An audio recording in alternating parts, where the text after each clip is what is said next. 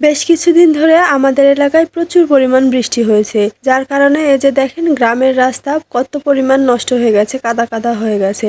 তো যাই হোক, বেশ কিছুদিন বৃষ্টির পরে আজকে আকাশটা একটু ফাঁকা হয়েছে। প্রচুর পরিমাণে বৃষ্টি হওয়ার কারণে বাড়ি থেকে বের হতেই পারছিলাম না। তো আজকে বেশ কিছুদিন পর বাড়ি থেকে বের হয়েছি, আর এত সুন্দর এই দৃশ্যগুলো চোখের সামনে পড়তেছে, তো খুবই ভালো লাগছে। আর এটা হচ্ছে আমার বাড়ির সামনের জায়গা, ঠিক আছে। এই তো দেখেন, ওই যে ওই বাড়িটা আমার বাড়ি। বেশ কিছুদিন ধরে আমি ও আমার মেয়ে, মানে আমার পরিবার সবাই খুব অসুস্থ ছিলাম, যার কারণে ভালো ভালো ভিডিও দিতে পারিনি বা ফোনে সেরকম কাজ করতে পারিনি। তো আমার ভয়েসটা শুনে অবশ্যই আপনারা বুঝতে পারছেন। তো যাই হোক, এই তো আমি রান্না করতে বসে পড়েছি। আজকে আমি রান্না করব এই তো এই সুন্দর সবজিগুলো দিয়ে, মাছ দিয়ে ঝোল করব। তো যার কারণে প্রথমে আমি এই যে পেঁয়াজ কুড়নি করব, তাই পেঁয়াজগুলো ভালোভাবে লাল লাল করে ভেজে নিচ্ছি। আর এইদিকে আমি এই আঞ্চলিক ভাষায় বলা হয় জিওল মাছ, অনেকেই শিং মাছ হিসেবে এই মাছটা জানে। তো এই মাছটা দিয়ে আজকে আমি এই সবজিগুলো দিয়ে একসাথে ঝোল করব।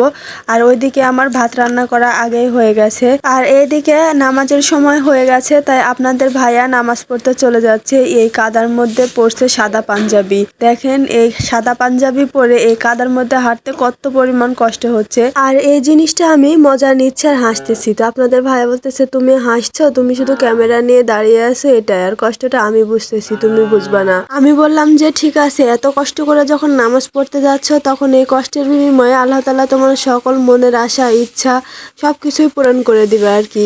তো দুইজনে কথা বলতে বলতে সে চলে গেল। আর এদিকে আমার রান্না আনকমপ্লিট আছে। এই তো রান্নার জন্য পেঁয়াজ কষানো হচ্ছে, আর এর মধ্যে এই সবজিগুলো দিয়ে দিতে হবে। তো আমি যেভাবে জানি সেভাবে আপনাদের সাথে রান্নাটা শেয়ার করি। আমি কাউকে কোনো প্রকার কোনো রেসিপি শেখাই না আর কি, আমি যেভাবে জানি সেভাবেই আপনাদের কাছে তুলে ধরি। তো যাই হোক, এই যে এই মাছগুলো এখন সবশেষে দিয়ে দিতে হবে। তো এখানে শুধু জিওল মাছ না, সাথে অন্য মাছও ছিল, সেই মাছগুলো দিয়েছিলাম। যেহেতু আমরা পরিবারের অনেক মানুষ, সেজন্য শুধু জিওল মাছে হবে না। যাই হোক, নামাজ শেষ করে আস্তে আস্তে এখন সবাই আসতে শুরু করে দিয়েছে। আর এদিকে আমি অপেক্ষা করতেছি যে আপনাদের ভাইয়া কখন আসবে, কিন্তু সে এখনো এসে পৌঁছতে পারেনি। আর এদিকে আমার রান্না শেষ। এই তো রান্নার শেষে এই লাল লাল পেঁয়াজ ফোড়নিগুলো আমি দিয়ে দিলাম, আর লাস্টে এসে এই মশলার গুঁড়োটা অ্যাড করে দিলাম। এই দুইটা জিনিস না দিলে তরকারিটা যেন আমার কাছে স্বাদ মনে হয় না। তো যাই হোক, এই তো আমার রান্না শেষ, জানি না কেমন লাগবে খেতে। আমার রান্না শেষ, আর এইদিকে একদম ঠিক সময় আপনাদের ভাইয়াও চলে আসছে। তো এই তো আমাকে বলতেছে কতক্ষণ ধরে অপেক্ষা করতেছো। তো যাই হোক, এখন আমাদের খাওয়া দাওয়ার পালা।